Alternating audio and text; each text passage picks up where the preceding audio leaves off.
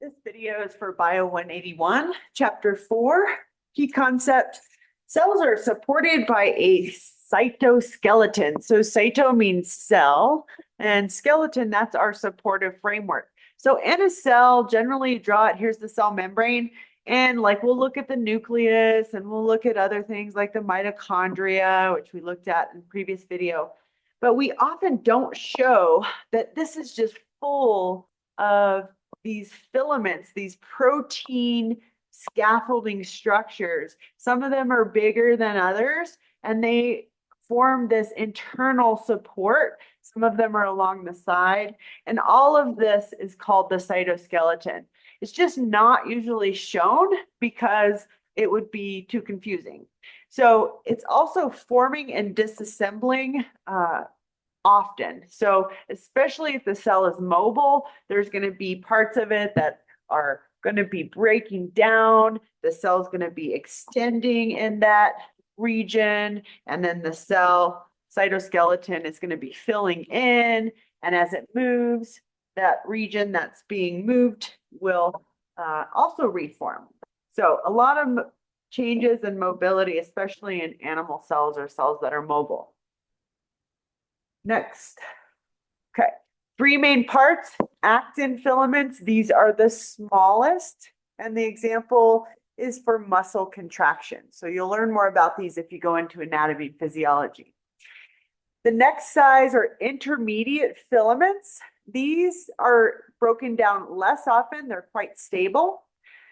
And then we've got microtubules. These are the largest. They're actually hollow. You can see over here in green, it's actually a tubular structure. And so these are the three main types, 1, 2, 3, that you should know.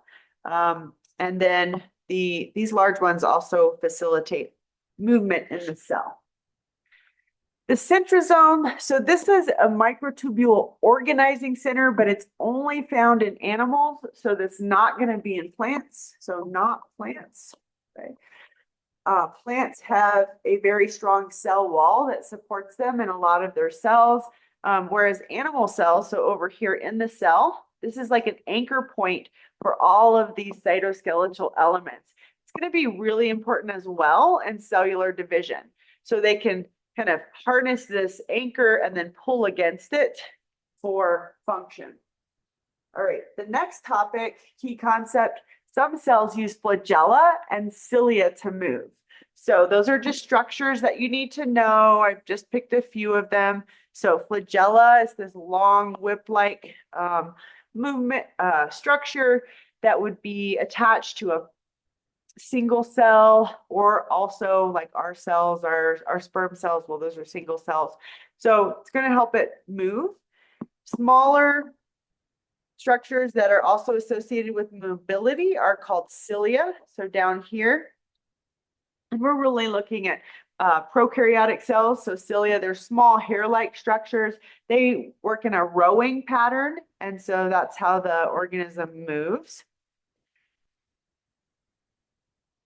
Okay. Plant cell walls. So for stationary plants, especially the parts that are going to be structurally loaded, you're going to have this rigid outer structure called a cell wall that's made up of cellulose. This is a complex carbohydrate. It's a polymer of glucose, and it's the most common carbohydrate on the planet. So again, just as a reminder, inside the cell wall, you're always going to have a plasma membrane.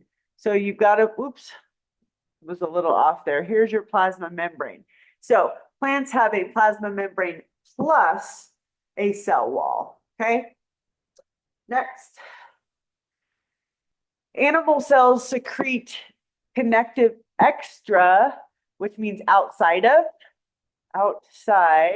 extracellular of the cell matrix. And a matrix is just like a complex or a combination of different things put together.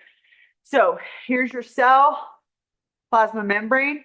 Outside of the cell, there's going to be a matrix anything, it's going to have proteins and some sugars associated with it. And this is going to be helpful for securing the cell in place. If it's a multicellular organism like an animal, it might hook it onto another cell like that. And so this again is called the extracellular matrix, often abbreviated ECM. Look over here at this diagram in the bottom left-hand corner. This is our plasma membrane here. So that's this section should be in blue if I wanted to be consistent. So this right here is our plasma membrane, which is this. And this is outside of the cell. And it's just showing these long protein fibers. So collagen is the most common protein in an animal. It's structurally stronger and thicker than elastin, which has a little bit more, flexibility. And then there's also some things that glycan that would indicate that they're carbohydrates, kind of sticking things together. So next key concept, cells can communicate and connect, okay, through cell junctions. So cell junctions have two main functions. One is communication, two is communication, and two is physically connecting.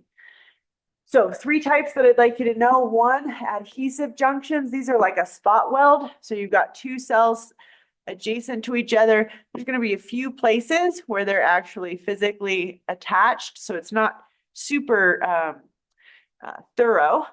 A tight junction is going to be more thorough. This might be on the edge of an organ, maybe on the lumen, the inside of your digestive system. So these cells, if they're adjacent to each other, are going to have a thick, like continuous band that is going to prevent leakage. So it's going to block. So say something wanted to go through here, there's a really good barrier. So tight junctions are provide a strong barrier. Whereas in between the spot welds, especially in 3 dimensions, you might get stuff squeaking through. Communicating junctions, so that's the last one. This is found less often, but this is where the cytoplasm is actually connected. And so there's a physical connection, a hole from one cell to the next. Here, I'll just draw it like that. Here's my second cell. It's a little narrower. Okay, so here's cell 1. Here's cell 2. And then this is the connecting junction. So the cytoplasm over here, if there's signals that are in cell 1, they can just go straight through the process of diffusion into the adjacent cell.